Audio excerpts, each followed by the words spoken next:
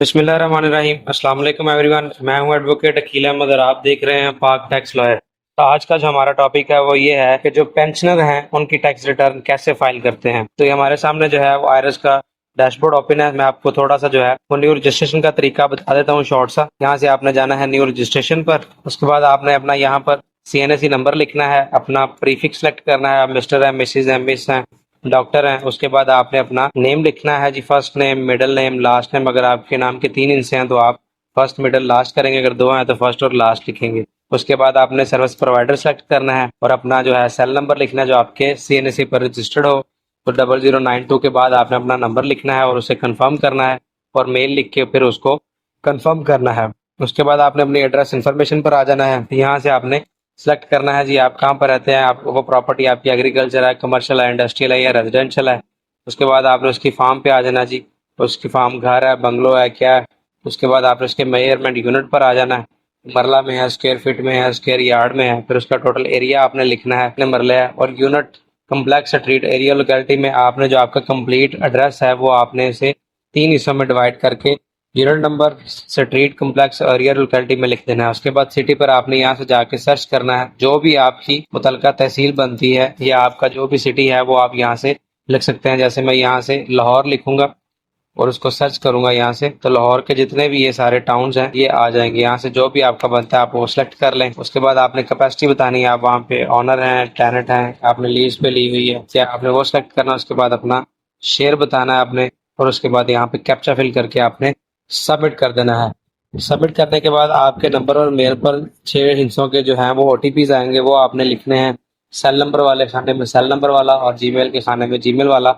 उसको अगेन आपने सबमिट करना है। तो आपके नंबर पर और मेल पर फिर से एक आपको पासवर्ड आएगा और पिन आएगा और साथ में रजिस्ट्रेशन नंबर जो आके आपका CNSE ही लिखा होगा, तो वो जो आपको लॉगिन करने के लिए आप इस्तेमाल करेंगे। तो यहाँ से हम चलते हैं जी back to login. Back to login करने के बाद यहाँ पर आपने जो है अपनी लॉगिन डिटेल्स देनी है। उसके बाद आप पासवर्ड लिखेंगे, पासवर्ड लिख के आप लॉगिन पर क्लिक कर देंगे। जैसे ही आप लॉगिन पर क्लिक करेंगे तो आपके सामने ये डैशबोर्ड ओपन हो जाएगा। जैसा कि मैंने आपको बताया, हमने जो है पेंशनर की जो है वो टैक्स रिटर्न फाइल करनी है। तो पहले आप यहाँ से जाएंगे डिक्लेरेशन पर और ये नॉर्मल रिटर्न IRS 2.0 में ये 2 ऑप्शंस आते हैं। डिक्लेरेशन में जाके आप यहाँ से रिटर्न फाइल कर सकते हैं नॉर्मल, और जो मेन पर आ रहा है नॉर्मल रिटर्न आप यहाँ से भी फाइल कर सकते हैं। यहाँ से आप अपना टैक्स पीरियड सेलेक्ट करेंगे। टैक्स पीरियड सेलेक्ट करने के बाद आप कंटिन्यू करेंगे।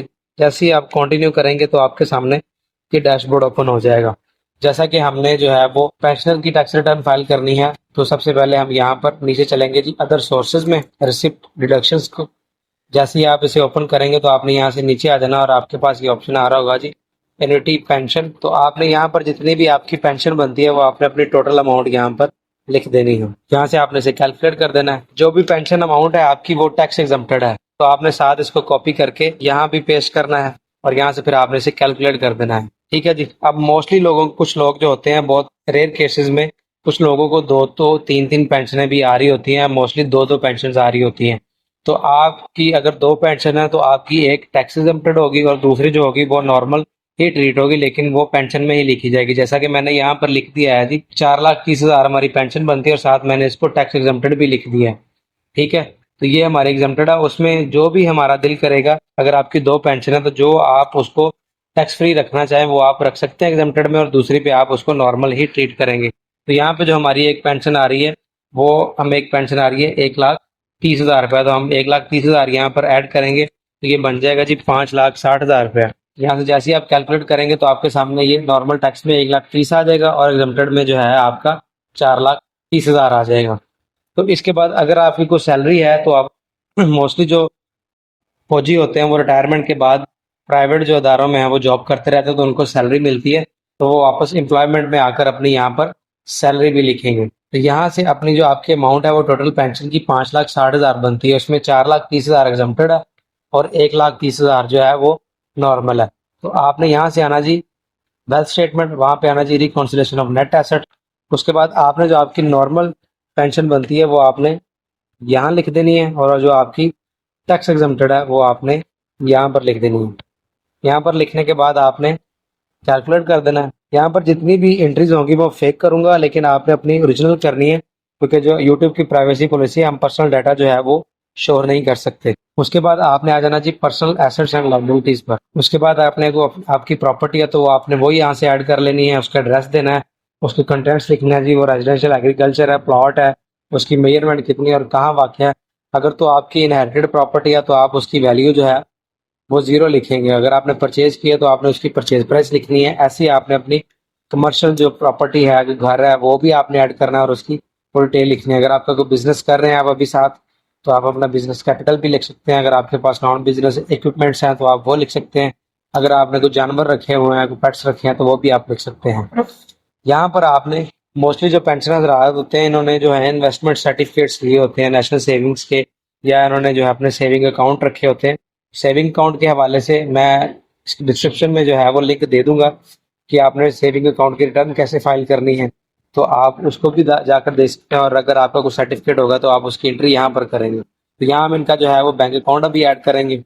यहाँ पे आपने IBN IBFT नंबर लिख सकते हैं। पूरा जो बैंक अकाउंट पीके से होता है वो आपका IBN नंबर होगा, और जो सिंपल अकाउंट नंबर है वो आपका IBF। आप यहाँ से लिखेंगे। उसके बाद आपने कंटेंट्स लिखने हैं जी, आपका अकाउंट है, सर्टिफिकेट है, उसके बाद करंट है आपका अकाउंट, ये सेविंग है, और अपने जो है बैंक में इंस्टीट्यूशन आपने लिख देना है। उसके बाद इसे आप यहाँ से सबमिट कर देंगे। सबमिट करने के बाद आपने अपना जो है वो 30 जून का क्लोजिंग बैलेंस लिखना है। जैसे कि हम 2022 की टैक्स रिटर्न फाइल कर रहे हैं, तो आपने इसमें 30 जून 2022 का क्लोजिंग बैलेंस अपना यहाँ पर लिखना है। उसके बाद अगर आपके पास कोई गाड़ी है, बाइक है, तो आप उसकी एंट्री यहाँ पर करेंगे, उसका रजिस्ट्रेशन नंबर लिखेंगे, उसके कंटेंट्स लिखेंगे जी, वो प्राइवेट है, कमर्शियल है, उसका मेक क्या है, मॉडल क्या है, और उसकी इंजन कैपेसिटी क्या है। और उसके बाद आपने सबमिट करने के बाद उसकी आगे अमाउंट लिख देनी है।